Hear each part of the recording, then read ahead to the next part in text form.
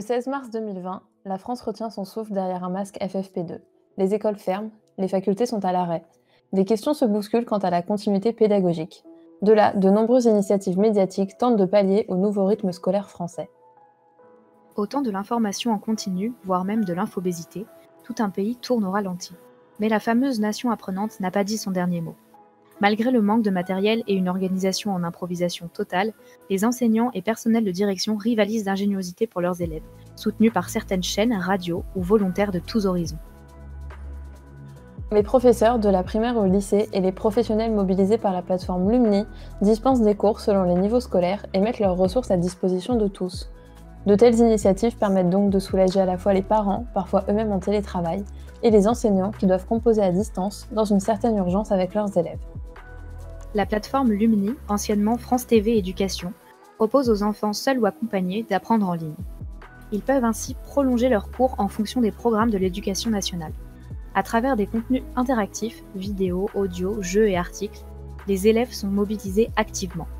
C'est là l'un des aspects les plus positifs de nos nouveaux médias, moins d'isolement et d'inégalité face à l'accès aux ressources éducatives lors de ce confinement. C'est sur la chaîne numéro 14 que sont diffusés ces cours d'un nouveau genre, du lundi au vendredi.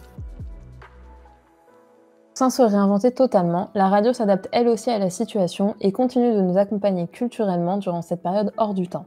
France Culture, la radio rattachée au groupe Radio France, prend ainsi part à l'initiative de la Nation apprenante lancée par l'Éducation nationale.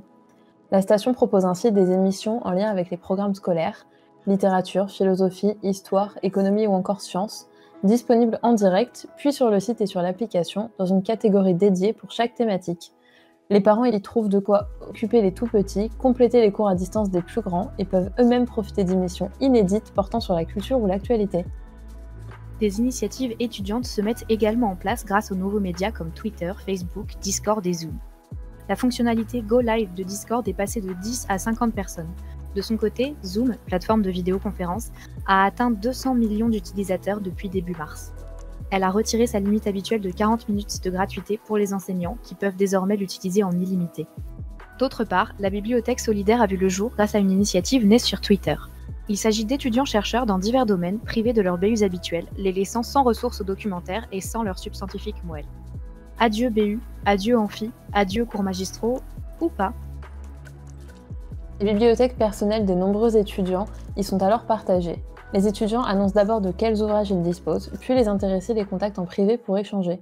Nombreux sont ceux qui se croyaient seuls à travailler sur un sujet et qui découvrent que d'autres s'y intéressent aussi. Un échange culturel donc, mais aussi personnel, qui peut créer des liens au-delà du confinement. Connaissez-vous d'autres plateformes, d'autres initiatives médiatiques ou étudiantes ? Utilisez-vous la bibliothèque solidaire, Lumni ou France Culture pour vous, vos frères, vos sœurs ou vos enfants ?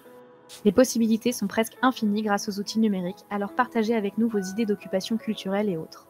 C'était Clémence et Chloé pour le journal Alma Mater.